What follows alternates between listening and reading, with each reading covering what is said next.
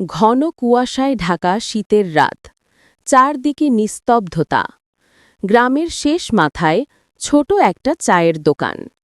টিনের চালায় টুপটাপ শিশির পড়ছে। ঘড়িতে ঠিক 12টা বাজে।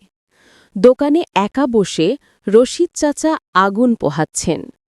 হঠাৎ কুয়াশার ভেতর থেকে ভেসে আসে পায়ের আওয়াজ। ঠক ঠক ঠক। এই রাতে আবার কে আসে?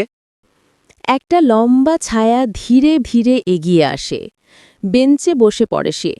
মুখ দেখা যায় না, শুধু দুটো জলজলে চোখ।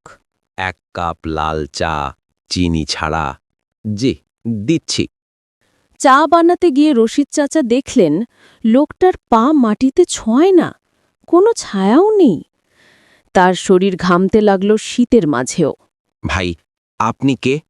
আমি সেই মানুষ যে এখানে মারা গিয়েছিল। এখানে তো কেউ মারা যায়নি।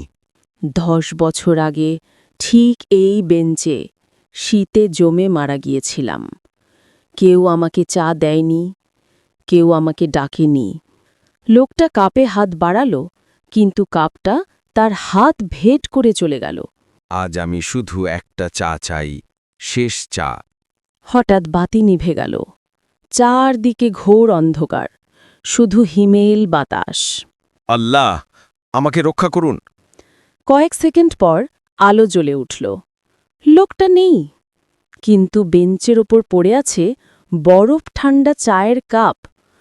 পরদিন গ্রামবাসীরা বলল, এই দোকানে রহিম নামে এক লোক শীতে জমে মারা গিয়েছিল 10 বছর আগে। আর তারপর থেকেই প্রতিটি শীতের রাত 12টা বাজলেই চায়ের দোকানে শোনা যায় এক ফিস ফিস কণ্ঠ। 1 কাপ চা, চিনি ছাড়া।